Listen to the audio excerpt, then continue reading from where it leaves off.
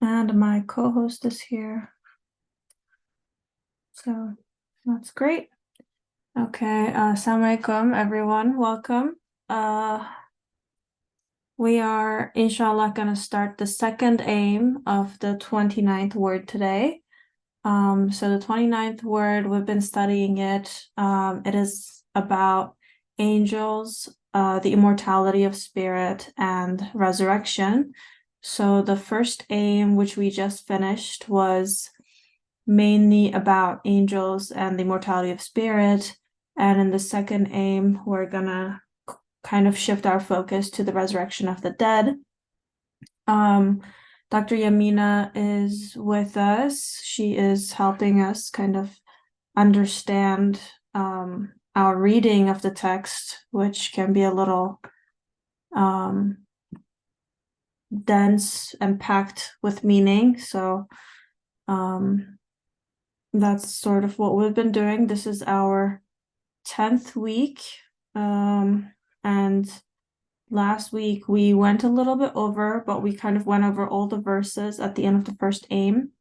So I just want to give like a few minutes if anyone wants to share any reflections or contemplations for the first aim, but I'm going to try to keep it short so that we can start the second aim, inshallah. So if you have any point you'd like to make, or if you were contemplating on anything, please go ahead and share.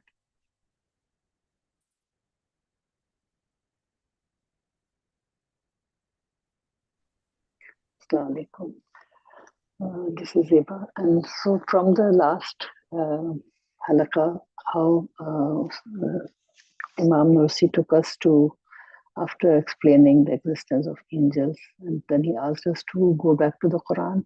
So I was just reflecting on some of the surahs like Surah Duha and Surah Fajr and all, like, and just seeing it through the knowledge that we have come to, like Wadduha wal layli iza saja. What does it mean now? Like now the lenses are more, I would say, like we are seeing with the newer lens. So now Wadduha also means it's something that has so much to do with angels, like how the angels are being used and like just to become part of the morning, like when the dawn is breaking, like how many angels are involved. So like and Valayli is Asaja, like earlier we just see that okay, night is happening, sun is setting down and moon is coming up.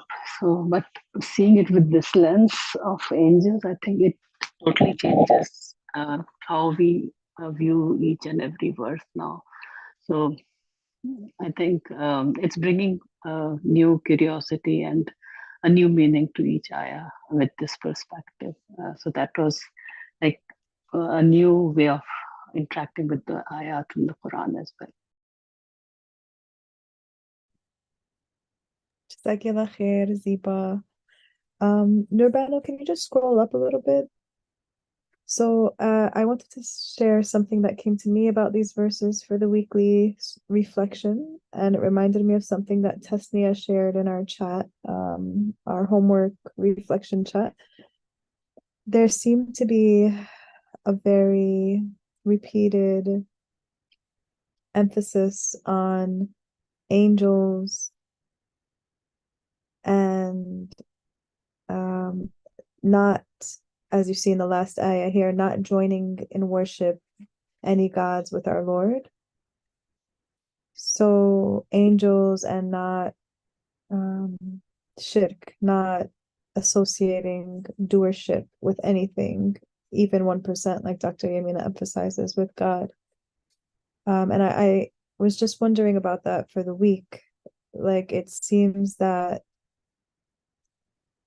the path to being protected from shirk or associating any power or doership in the world alongside God, it seems like the way to prevent that is to be able to really pause with the happenings and confirm that there must be angels carrying out 100% of his decree, which then leaves 0% for everybody else. That is the vehicle, which was the word that Nursi used, the vehicle that is put in place to deliver his decree. And I know this can get a little tricky when it comes to people and free will. We won't go there now, but I know Tesnia also shared her reflection a few weeks ago with how angels are the way of preventing from shirk. So Tesnia, if you want to share that, you can. You don't have to, but it did remind me of your comment.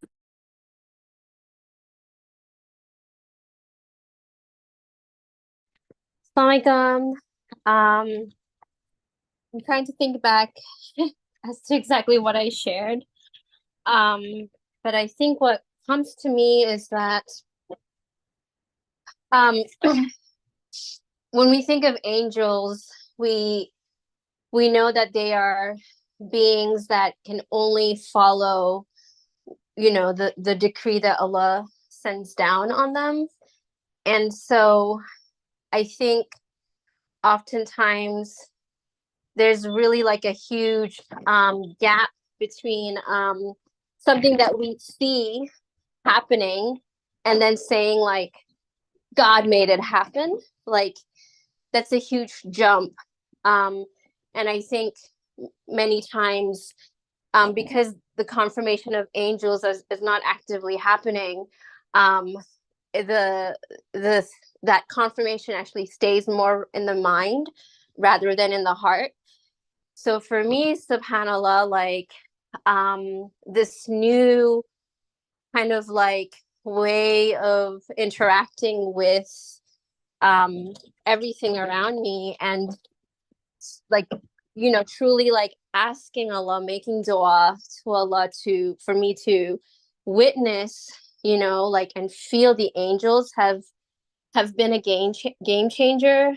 So like simple things like in the past where I would say, like, for example, if I'm walking and I'm trying to get to somewhere and there's like a huge crowd, and then all of a sudden the crowd, it opens up and I say, oh yeah, like it's like we just little things like, oh yeah, like space opened up, or someone made way for me, and to now being like just in awe of just that, like subhanallah, like I had a dua, like I wanted to get from point A to point B, but there was a huge crowd. In that moment I made dua that like Allah open up space for me so I can get there in a beautiful way filled with ease, to now being like subhanallah, like look at the angels literally moving people left, moving people right, moving this person to the side, that person to the side, just so that like an angel took my dua to Allah, to now these angels like literally kind of like hurting people to the side so I can have space. That to me like sort of closes that loop of shirk. Like it might seem like a very simple thing, but to me I'm realizing it's not such a simple thing, because now with this framework of like truly seeing even in the so-called mundane ordinary things, like angels like interacting with me, angels being like following Allah's command to make my dua come to life, really just to me at least closes that loop of like just even simply saying like, oh yeah, the crowd just dispersed, or just like this person moved to the side and I was given space, to now truly like, I don't know, confirming like la ilaha illallah, and really like not having any sort of like how do I say it, giving agency to anything other than Allah alone through his angels. So I don't know if that made any sense, but I have been finding myself just more in awe, and also making dua that, like, in the mundane tasks that I take for granted, where I'm not in awe, I recognize that it's because I'm not seeing his angels at work here, which is why I cannot be in awe. So I'm asking Allah for that opening in my heart, and little by little, like, I am seeing it, and I don't know, it just makes me feel so special, subhanallah, that um he, subhanahu wa ta'ala, like, is employing angels on my behalf, like, me. And it really is such an honor when I can sit with that witnessing.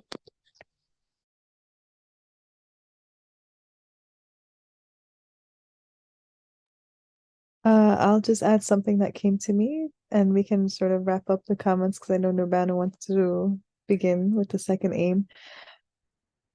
It's something to pause with, because our bodies, and yet Dr. Yamina was mentioning this in some of our past discussions, is always in a state of requesting or dua. So when I'm thirsty, my body's requesting water. And when I want to move my arm, that's a request. If I want to lift something up, that's a request. It's something that I want to do.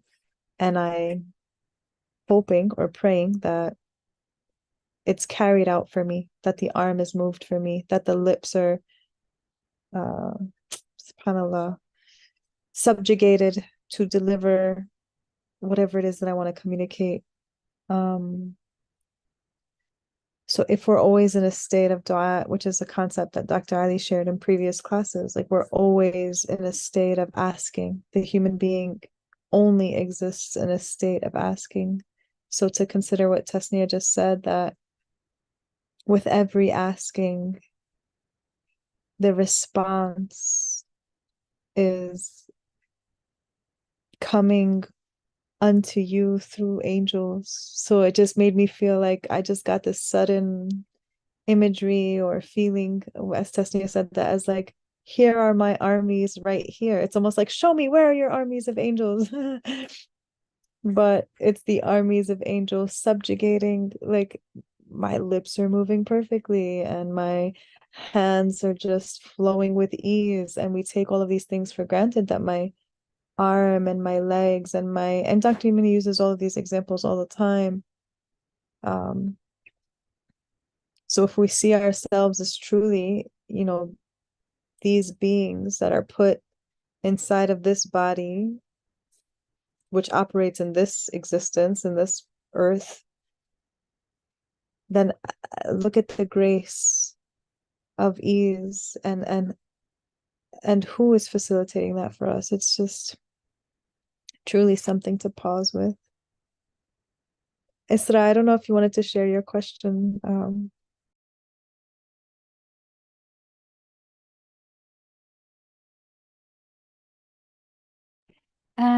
I'm not sure. So I was just saying, what if the crowd did not, open up the way in that kind of scenario? And I don't mean it in a way that we don't have our individual unique receptions. That You mean special? unique, yeah, special, yeah, not necessarily unique, yeah, special connections and witnessing of angelic presence for a need that is important to me, may not be important to somebody else, or it could be very private, but that I don't want to undermine that. At the same time, coming back to what Sarah also highlighted, that we also want to see angels more expansively, even in moments where the crowd is not dispersing, or the way the world and our bodies and the things are working. And I wanted to share an example that I read today about this bacteria, and that uses, or made to use, magnetism to travel. It travels along a line, and they found that it has little pieces of magnet inside it, and it's aligned in a particular way. Actually, if you could let me share my screen, I can show you. Well, the picture's not very nice, but there are. I just enabled sharing, Strabla. Okay. Yeah. So here, I mean, it's not very. So here are the if you see, in the top here, the bacteria has the little pieces, and it takes iron from outside, and the whole thing, like you can imagine. I mean, you can imagine a immense team of angels employed in this, because the bacteria is acting so purposefully, like it ingests the iron, but then iron is toxic to bacteria, so it needs to be put in a compartment, like a membrane sealed thing, and so that is produced, and then a particular ratio of ions should be taken in, different electrical charges and so on. So that has to be also taken care of, the whole, and then the shape has to be determined. It has to be a particular shape, particular size, depending on the bacteria. So basically, like thinking of all that with, armies of angels working, and is a helpful way of thinking as well. Yeah, I think that's what we've been emphasizing from the beginning, because what we normally in inverted commas, in ghafla, in the way we've been we think when we are not students of the Quran, and especially in this culture and civilization that's based on materialist, especially education is totally materialistic, then what we take as ordinary is all awe-inspiring. It's totally extraordinary. Every single thing is a miracle of power, a miracle of rahmah, a miracle of all the beautiful divine names. And even like when we say army, it seems so small, because I was thinking even like the neurons in an average human brain, there are more than 80 billion neurons. And neurons, this is a cell. In a cell, there are each cell is a huge universe with so many things happening. And so there are angels within.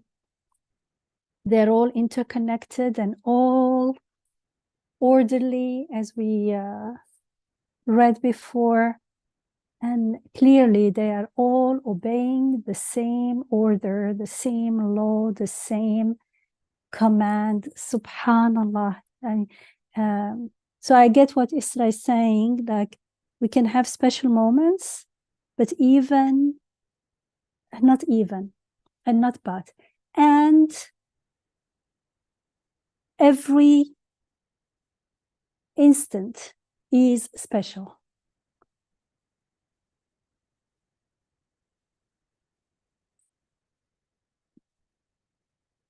And that's what Ziba was saying also, as about her reflection on those, for instance, the setting of the sun, the night, every single.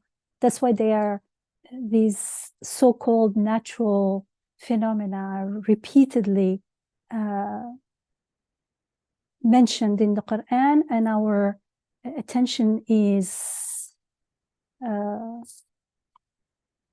we are called to reflect on this as sign, as ayat, to something beyond, to something that looks to the unseen, so something that looks to kun fayakun, to the divine command, to the angelic word, to the malakut, because that's the whole difference between a believer and a non-believer, or a conscious believer and a believer who just doesn't deny.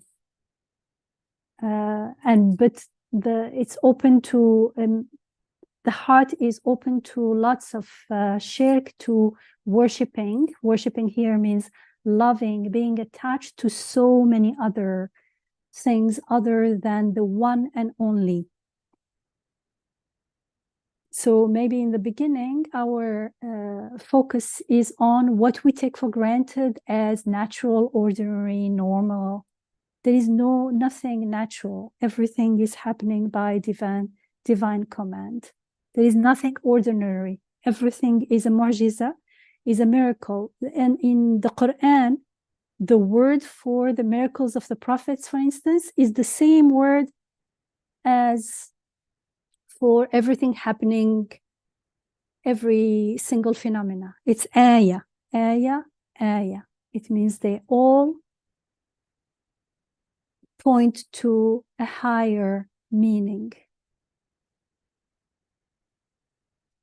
Inshallah.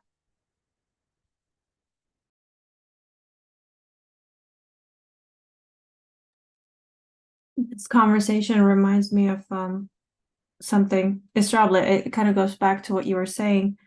I feel like when I was first learning about the angelic side of things, I was trying to exploit that knowledge. Like I have 2 cats. So I was like, okay, so if there are angels in charge of the movements of these cats, I can call on those angels to get them to act the way I want them to. And it's not coming from a place of humility, because when my cats did something I didn't like, I would be like, okay, I'm gonna call on the angel in you that's directing your movements and in charge of like how you're acting around my house. And I realized, it's very arrogant to approach them this way. So that's been, it's a balance to realize that they're acting from a place of divine order and command and will. And my job isn't to just tap into that reality and steer it the way I want, but to understand that there's something there that's trying to form a relationship with me, and just kind of understand my place in that order. And I know you unmuted, so please go ahead.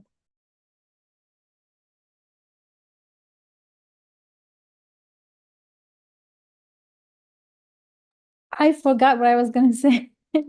So I'm thinking about what you have just shared. So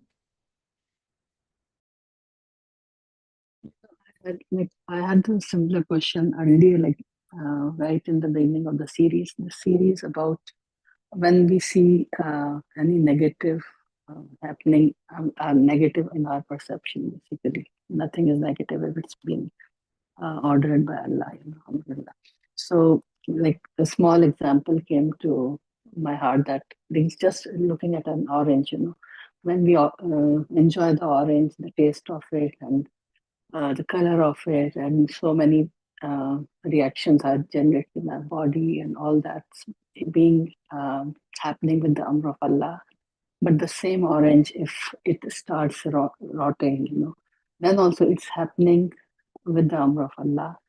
And that also has Rahma in it, so that you could see it. That was placed for a reason and with a wisdom, that that change is also happening. We see it as a negative thing because this orange, so sad, it's now rotten, I can't eat it. But and even like so many things, being a doctor, like you can see the diseases, like the symptoms of the diseases. They look odd to us, like, oh, why is there pus there? But there's so much of happening there, like the pain which you feel, or the fever which you feel. It feels like, oh, why am I having fever? But it's indicating to a deeper. There was something that's going wrong in it, so it was brought to the surface. So there's so much of if you start just thinking about things, then each and every happening has so many layers and so many angels and so many, like within one happening, so many senses are involved. And so subhanallah, it's sometimes it feels like it's beyond our comprehension. But there is a hikmah and rahmah. If we like, that's the base of our that anything which is being executed or which we see happening is being executed with his order and divine decree.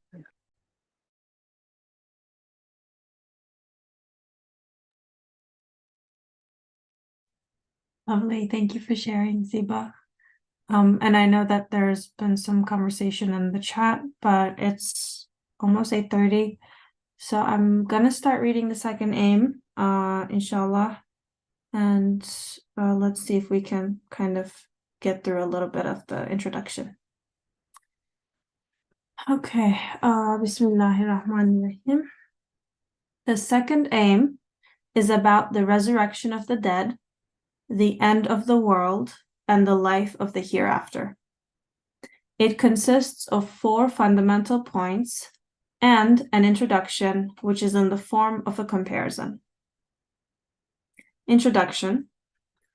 If someone was to claim about a palace or a city, this palace or city will be destroyed and will then be repaired and reconstructed so that it is intact.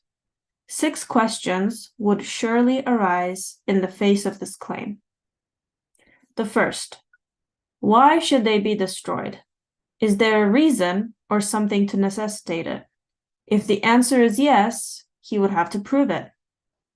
The second, a question such as the following would arise. Does the builder who would destroy and then reconstruct them possess the power to do so? Would he be capable of it? If the answer is yes, he would have to prove it. The third, the following such question would arise. Are their destruction possible? And are they going to be destroyed in the future? If the answer is yes, and if he proves both the possibility of the destruction and its occurrence, the following 2 further questions would arise. Is it possible for this strange palace or city to be reconstructed from scratch, I wonder? If it is possible, will they be reconstructed? If the answer is yes, and he proves these as well, then in no aspect or corner of this matter can a gap or chink remain through which any doubt, misgiving, or suspicion might enter. Thus, like in the comparison, there are facts necessitating the destruction and reconstruction of the palace of the earth and the city of the universe. Its author and builder is powerful enough, its destruction is possible and will occur. Its reconstruction is possible and will occur. These matters will be proved after the first fundamental point.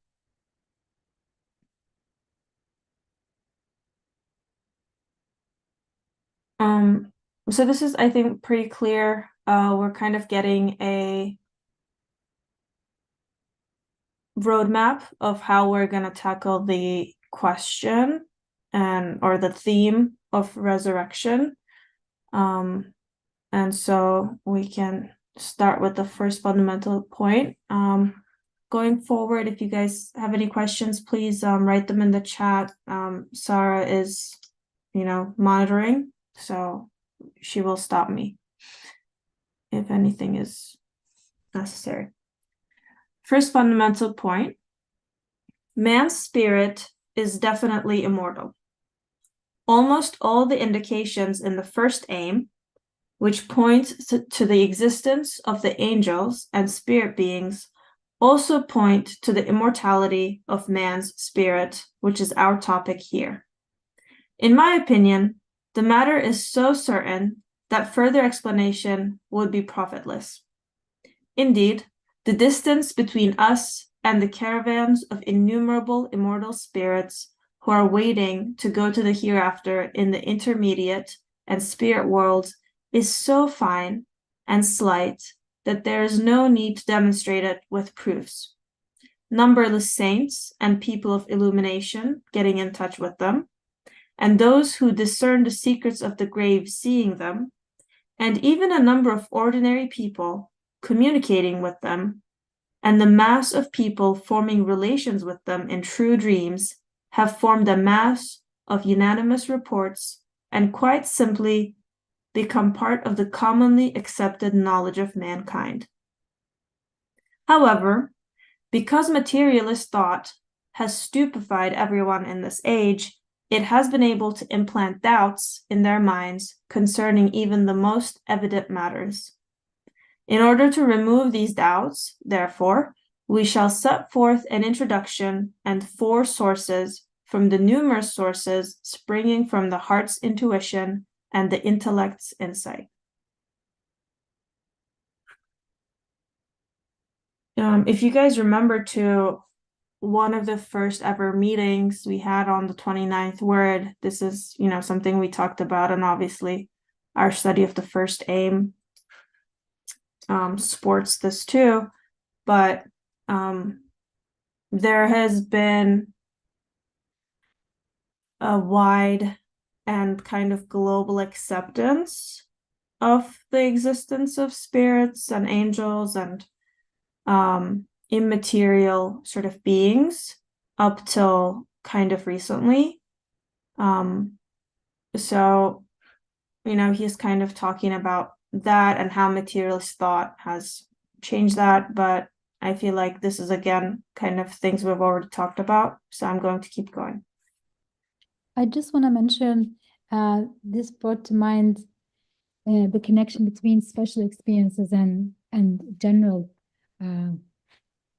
understandings, because the references to people, especially certain special people, people of illumination, friends of God, awliya Allah, that talk about this reality that exists beyond death. And he says it's just a little bit, just a tiny bit of like removed from us, as if like it's a very thin veil, as it were, this whole caravan of people moving on to immortality beyond death. And then there are special experiences of even regular people and very widespread, and that reminded me of near-death experiences, the whole literature and of people throughout the world reporting these experiences. And actually some open-minded scientists have studied them, and very interesting patterns emerge that it's hard to say these are just made up stories. It has very kind of specific consistencies regardless of where people report these, whether they're reported in India or in somewhere else in here. So that came just as this. I just want to mention that the whole reports of near-death experiences throughout the globe could be a little support for this as well, that the spirit is really eternal, and a lot of the people who have these experiences, they experience them in certain medical conditions or almost dying conditions, and when they come back, they are much more relieved. The studies show that these people have a very different attitude towards life and very different attitude towards death compared to their past. They're much more peace regarding because the death as a transition. Thank you for saying that, Isra. I wanted to just pause with 2 things here and maybe ask Dr. Yamina, because I know it's the language is easy to intellectually digest, But to take this language and really what we're doing with Nursi's text, rahimahullah, is, really bring it into our feeling of reality and our perception of truth instead of just keeping it at the knowledge, right? So the word immortal was my first pause. We hear like eternal, or doesn't die, man's spirit. But then the wording, man's spirit is definitely immortal. At a time where we see so much mortality and death and destruction, the second aim couldn't be more relevant. So I'm excited to dive into it. Immortality also, like, it's a word that speaks to sort of an invincible quality. I know our other sister sometimes use the words inviolable, right? So we see human beings in many ways being oppressed everywhere in different ways, and their bodies being put through such calamity. And then we hear of one of the illuminated beings, I think it was Ibn Taymiyyah, I heard it again today, who was saying, you can do what you want with my body because my spirit is in paradise. And so there's this idea of the spirit being so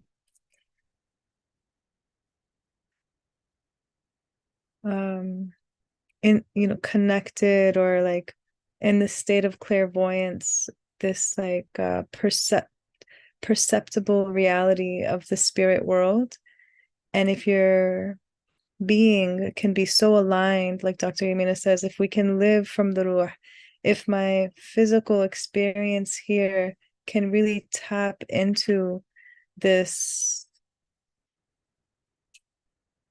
I don't know what the word is, a clairvoyant or a very real yet, this aspect of the world that we're studying now. There is no yet. It's more real than what we call reality.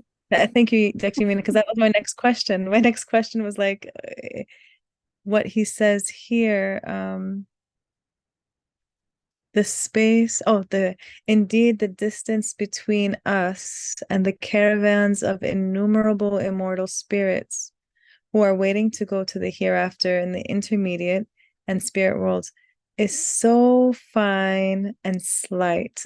So when he said that, so fine and slight, were like bold, big, underlined, that there is no need to demonstrate it with proofs. And I know, Dr. Yamina, you've said this to me in the past, in my onset of grief with my brother, Allah yarhamu. And I know you have something to say about this, so I wanted to pause.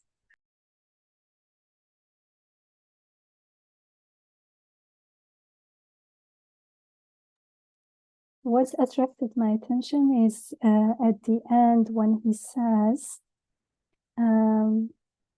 so we shall set forth an introduction and 4 sources from the numerous sources springing from the heart's intuition and the intellect's insight.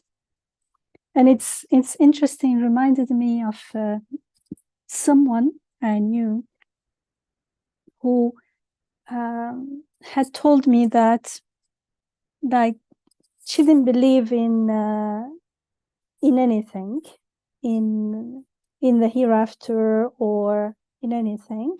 And so, what about death? I had asked. She said, death is the end. That's it. Like, she didn't say it explicitly, but you could understand that she meant she believes in what she sees.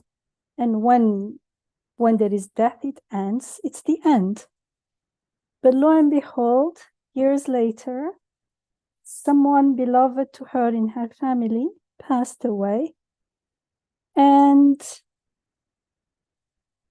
she told me, Yamina, I go to the cemetery every day. Now, of course, maybe she forgot her what she had said years before. And so we were talking, okay, and she said, I feel that he's still here, like he's not gone. I know that he's still, I go there, I speak, and I know that he hears me, and this and that. And I was like, the heart's intuition, intuitively, we know the reality. But if we don't cultivate that reality consciously, then we end up saying, well, I believe in what I see. And what we see is actually so tiny, just the tip of the iceberg of the reality we live in.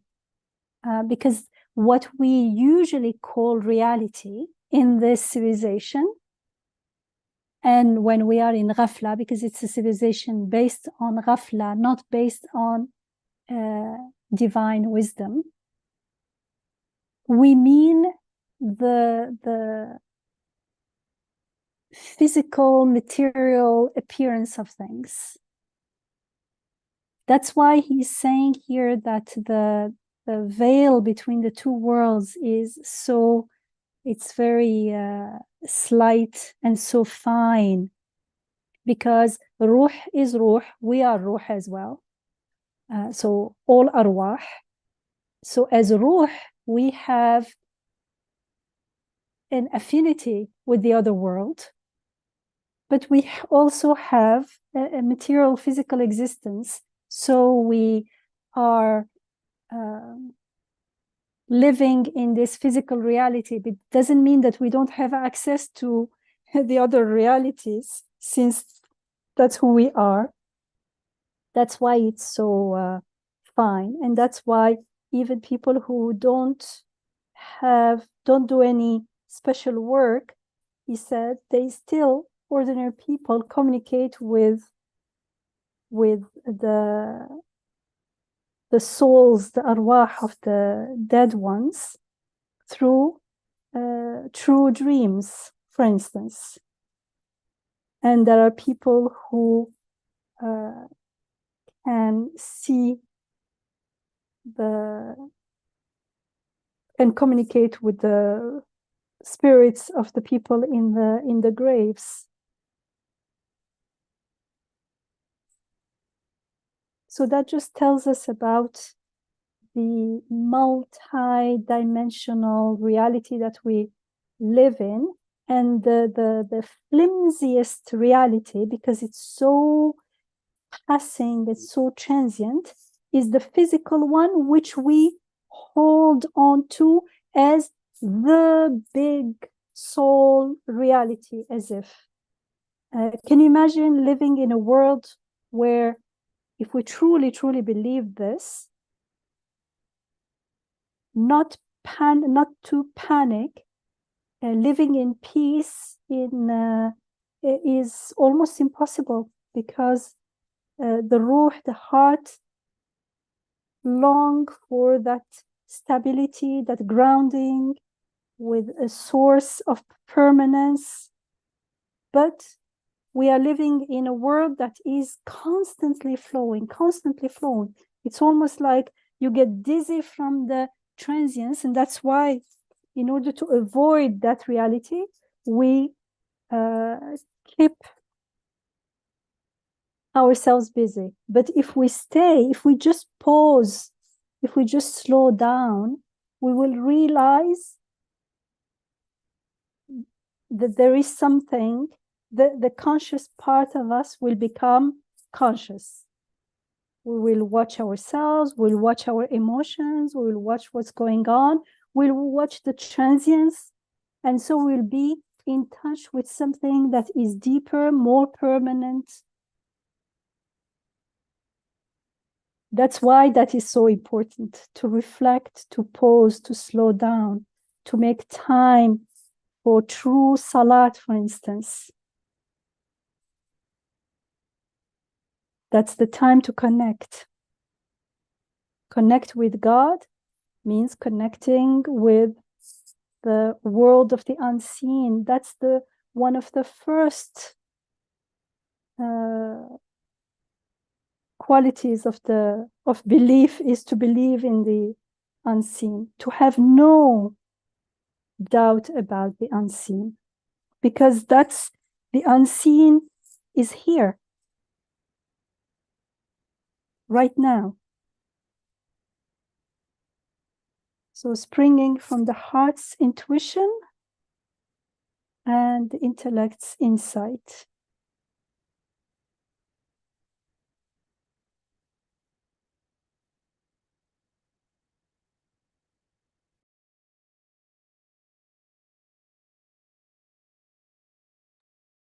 Thank you, Dr. Yamina.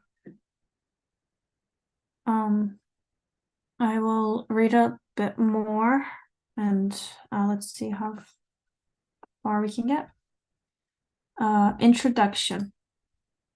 As is proved in the fourth truth of the 10th word, an eternal, everlasting, and peerless beauty requires the eternity and permanence of mirror-bearing, enraptured admirers.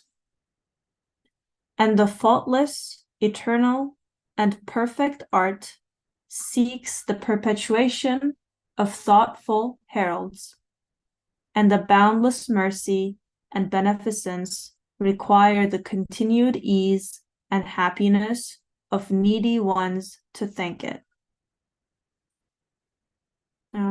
I really like that part, so I'm just going to read it again. As is proved in the fourth truth of the 10th word, an eternal, everlasting, and peerless beauty requires the eternity and permanence of mirror-bearing, enraptured admirers, and a faultless, eternal, and perfect art seeks the perpetuation of thoughtful heralds, and the boundless mercy and beneficence require the continued ease and happiness of needy ones to thank it. And the foremost of those mirror-bearing, enraptured admirers, those heralding thoughtful ones, those needy thankful ones, is the human spirit, in which case it will accompany that beauty, that perfection, that mercy on the endless road to eternity. It will be immortal.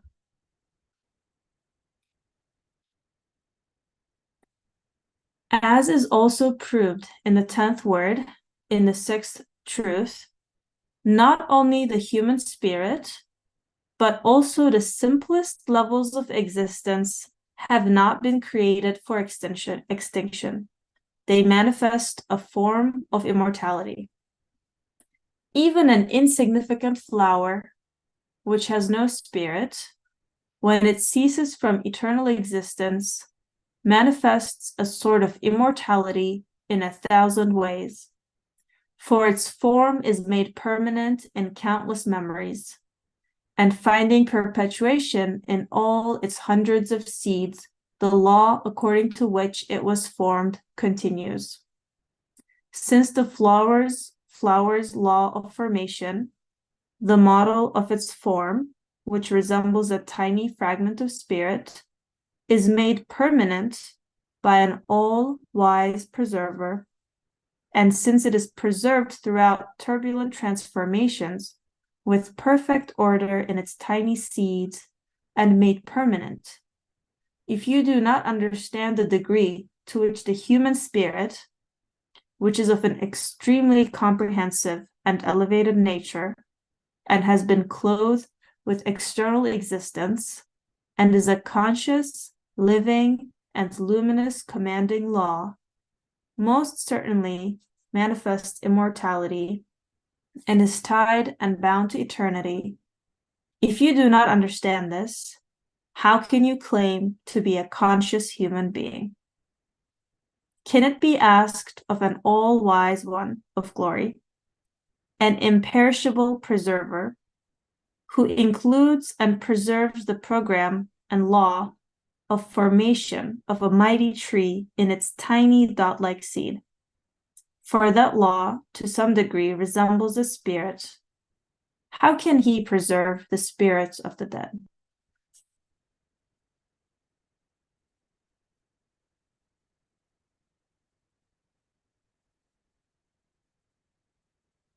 Dr. Yamina, do you want to go into this introduction a little bit? I'll wait for comments or questions or reflections. Just that wanted to mention that the 10th word that he is referring to here is called resurrection and the hereafter. And if you want to learn how to reflect on the creation under the guidance of some passages from the Quran, and have witness, like perform the shahada and have that certainty, that yaqeen about the existence of akhirah here and now, then you can read and study the 10th word, inshallah. It's very powerful. And these are some notes from that are explained in more details in the 10th word.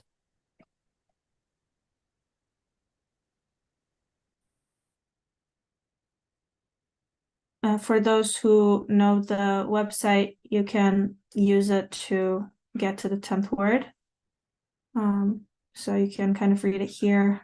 I think it's about 70, 75 pages. But the pages are like these ones. Okay, if there are no questions, I will keep reading. Oh, no. I think that's plenty for now. So if we go back up, the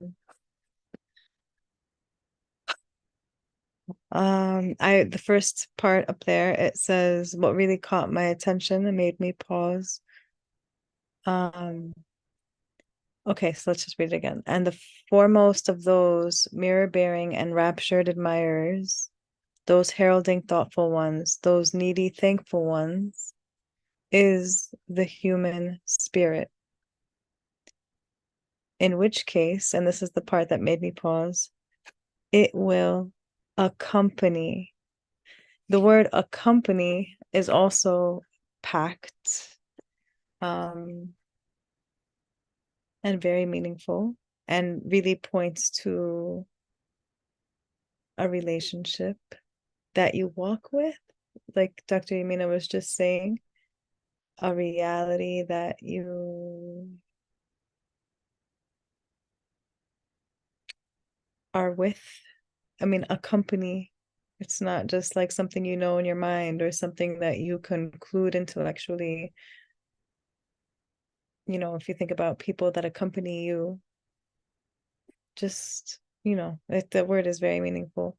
It will accompany that beauty, that perfection, that mercy on the endless road to eternity. So endless road to eternity is also very specific, meaningful language, which points to what I am doing right now, being this, like Dr. Yamina uses the flowing water analogy. This moment now is flowing into this endless road to eternity. And that's, his language is clearly from the actualized hal, the state of being where he's actualized living from this place, where he is accompanying through his perception, beauty, perfection, gratitude. And then sees, you know, he says it will be immortal. It's like you can exist from this state of the this immortal existence. And I think for me, I feel the difference, you know, being in your body and living in your body and living from your body, interacting with material things. You have to cook, you have to eat, you have to clean, and so there's a very strictly physical way to live.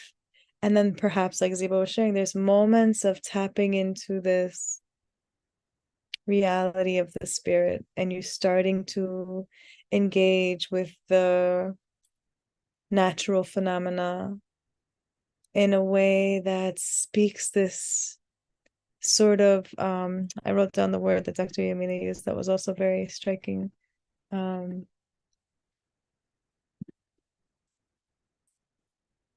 Affinity.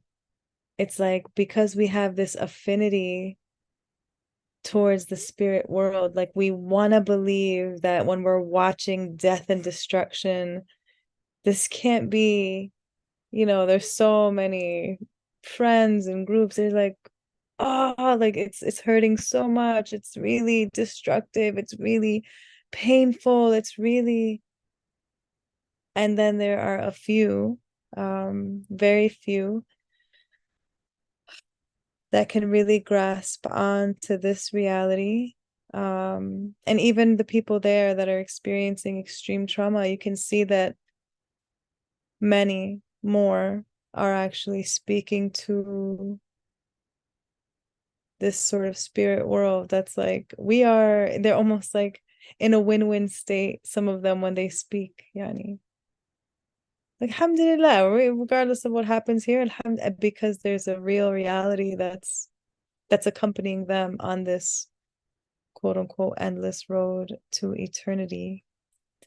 I'll just pause with that, and then if anybody wants to share, otherwise we can sort of reflect on the next paragraph if we have time. I think Nur Banu read the first paragraph twice. That's where it gives the main reasoning, the key reasoning here. It's saying there is an eternal, everlasting, peerless beauty. And this, we can witness this. Actually, if we start from the second paragraph that Sarah just mentioned, it says, those mirror-bearing in raptures admirers, those heralding thoughtful, actually it's not thoughtful, it's those who make tafakkur in the original, those contemplating, reflecting ones, those needy, thankful ones, those who have needs and are thankful for their needs being taken care for, because there is a ni'mah word there in the original, but it's difficult to take those Arabic words and translate them. So here what's important is, this is giving us the key to what to do as aspiring believers, aspiring people who aspire to live with this consciousness. In order to be a mirror-bearing in rapture admirer, that admires the beauty in the world with the consciousness, with the certainty that it is eternal, everlasting, peerless.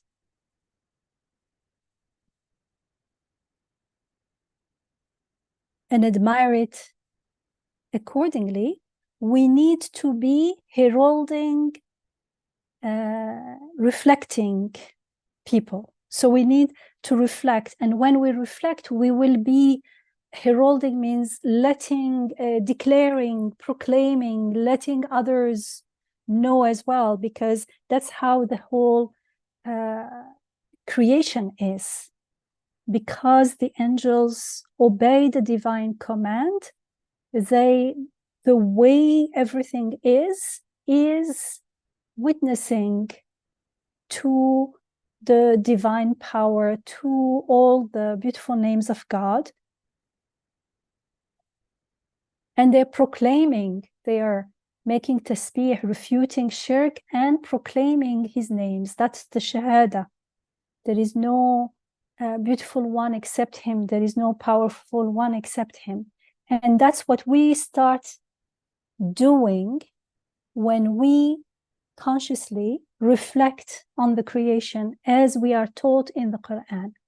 When we start reading the signs, and that's the first revelation in the Quran. اقرأ باسم ربك الذي خلق. We're not even, in our Islamic culture, that's not even the first thing we learn, and most people don't even learn. It's not part of our teachings to learn to read the signs in the creation together with the signs, the ayat of the Quran, so that we can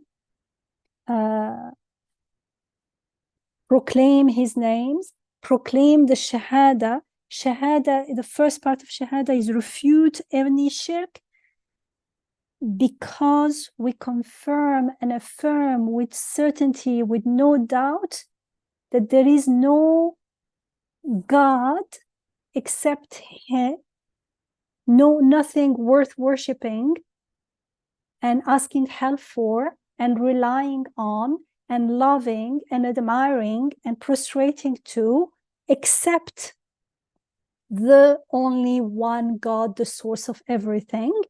That God, unless it is filled in with all the names of God, it doesn't have to be with words, articulated with words, but with experience in the world, then we will get to know God to that extent. Otherwise, God is intuitively, we feel that there must be something, but we still don't know exactly who he is. So the first, in order to be the mind-bearing and rapturous admirers, we need to be this, make tafakkur consciously and proclaim the result of our tafakkur.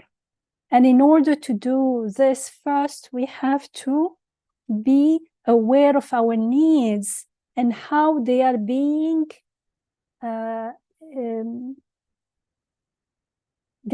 taken care of with ni'mah. That's or in the original there is a word like that tana'um, and be grateful for it. Because if we think I only need food from time to time, but I take air for granted, I take housing for granted, I take seeing, thinking, being healthy for granted, so many things for granted. So the things that I am grateful for are so limited. And even those things, how consciously I am grateful for them, most of the time I'm not. We say, Alhamdulillah, very good, carry on, because I have more important things to do. No, Alhamdulillah, very good, stay with that hamd. Let's taste it. Let's really stay with the needs, stay with the fact that this need is being taken care of, and how awesome this is, how awe-inspiring this is. Let's feel reflect until we, or be great, stay with the gratitude until we feel like going to sajda, prostrate before whoever is taking care of my needs. That's how it starts. So these things all go together. These are the key 3 steps of tafakkur, of living consciously. And when we are doing this, in the beginning, we are not conscious that we are, the ruh, the heart starts opening up and being used. And so the more and more until we become aware of it. And the ruh becomes more and more involved. So after this, we can go back at the beginning. When we do this, we understand that even though every single being is transient and impermanent, the source is clearly permanent. This is what we learned also in the 33rd world with the 33 windows, because there is a flow. Things go and they are replaced. So clearly the source is permanent. And that's how we get to have yaqeen, certainty, that every single beautiful flower or being or sunset is beautiful, but the beauty that we see there is coming again and again and again. So it is, the source is an eternal, everlasting, peerless beauty. And we see the beauty in so many different shapes and colors and meanings. And so we understand that it is peerless, it is, and because it is everlasting, it requires the eternity and permanence of the admiration. So it can't be that, because he's saying, and then he says the most conscious one is human being. So it can't be that human being will die. One day there will be no human being left. And so what will happen to this source of everlasting? It will have no meaning. It won't be beauty if there is. They exist together, the beauty and the appreciation. What makes it beautiful is the fact that we appreciate it, and vice versa. We appreciate it because it's beautiful. And its permanence requires the permanence of the enraptured admirer and the one who is mirroring it.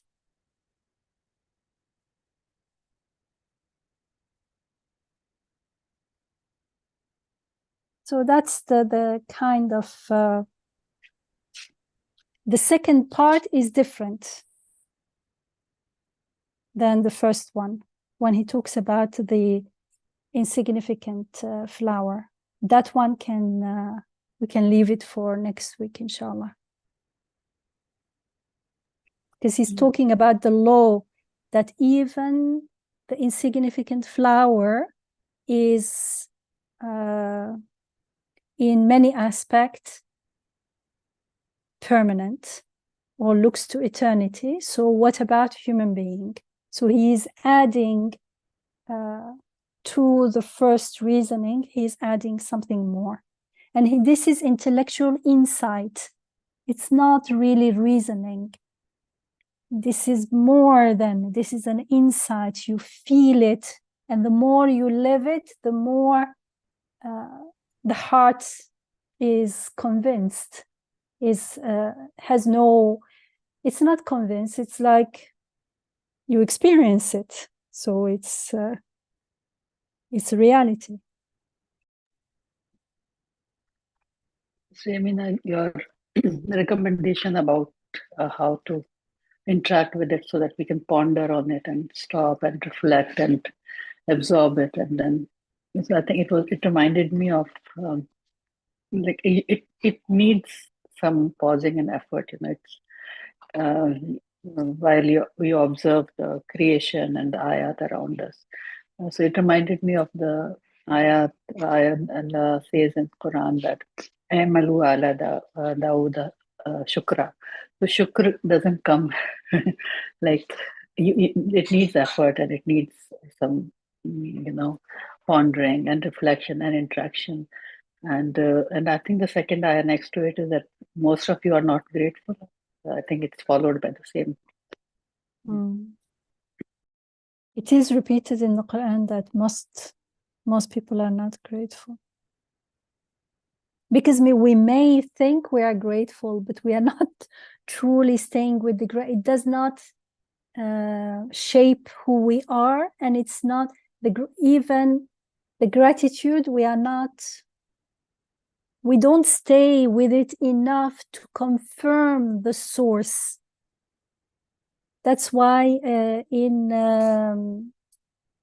the beginning of Surah Al-Baqarah, when we are taught who the muttaqeen are, the God-conscious ones are, we are told that okay, they believe in ghaib, but when it comes to akhirah, we are told وَهُمْ بِالْآخِرَةِ هُمْ يُوقِنُونَ. So not only the verb yuqinun is used, which is not yu'minun, it's much stronger. It's not, even yu'minun is not to believe. Belief has, I believe, it could be, it may not be. Yu'minun is not like that, already has certainty, has more like weight. But yuqinun is, it means yaqeen. They have yaqeen, they have certainty. And there is, it doesn't say they have certainty in the hereafter. No, in the hereafter they have certainty, which in Arabic is a way to emphasize.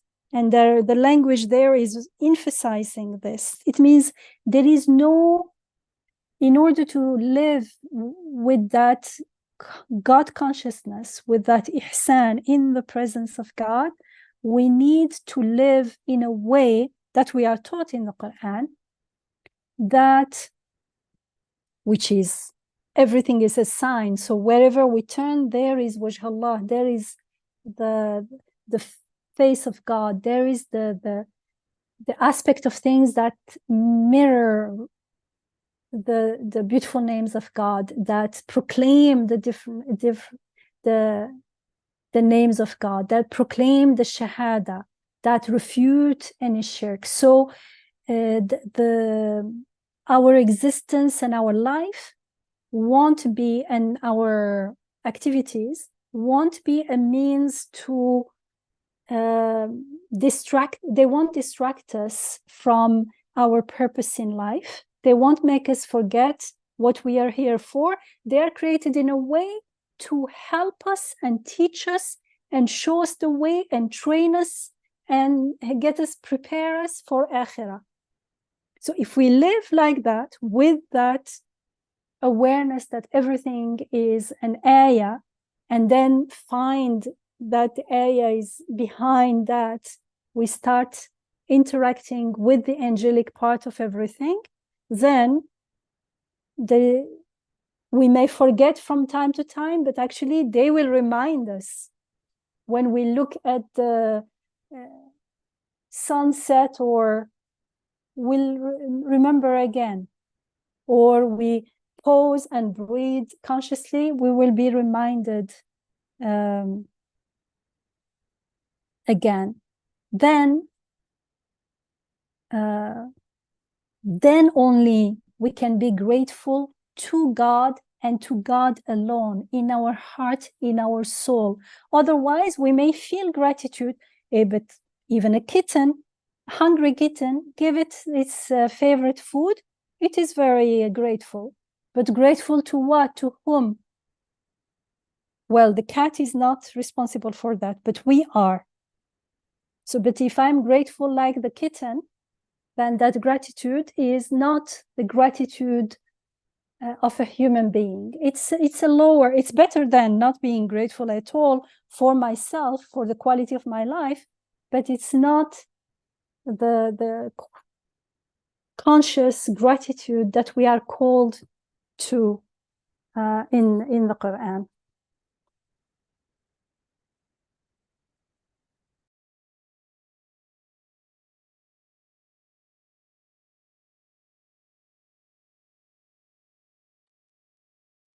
Israbla, you had unmuted. Did you want to share something?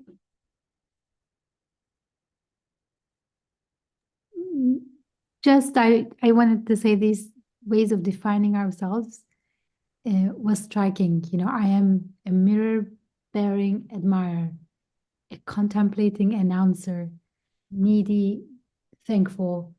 Dr. Yamin also unpacked it more. but I wanted to have this as a homework for myself, to think of myself, and they are connected. You know, if I feel my need, then I'm grateful for the need being met. If I realize I am a mirror to something beyond, I can be in love with that beyond, because I am after that glimpse of perfection I see in the world, and so on. But to think about myself in this way, I felt, you know, both very ashamed the way I define myself in everyday life, and then I also thought of it as this would be an amazing way to nurture a young person, a child. You know, this is what you are. You are here. You are adoring something, an eternal, stable reality, and then it really brings, as Sarah said, it to connects with the tragedies that we see in life, because that person bore witness to courage, to integrity, to compassion, regardless of that person, whether that person is still on this earth or became a martyr, or people who are still discussing these issues and agreeing and disagreeing. Everybody is displaying, and the point is to there is still a way to win, in the sense of being a mirror bearing admirer. So just Jazakallah khair, Dr. Yamina, and everyone else.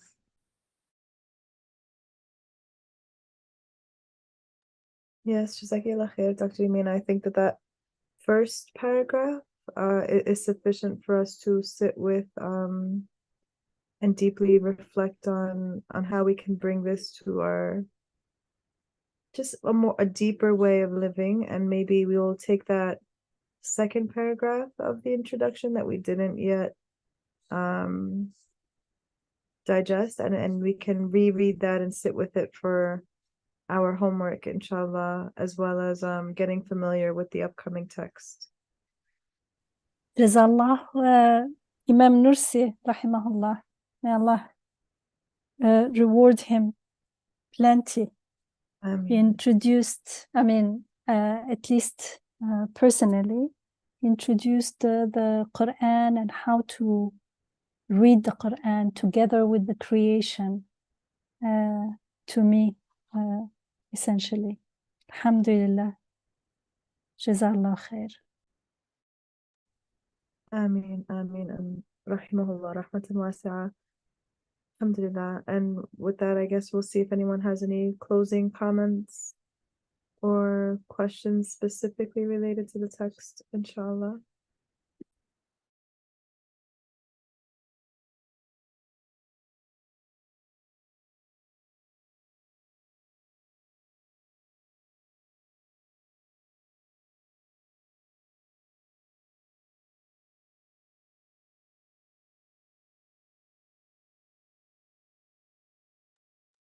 Okay, alhamdulillah.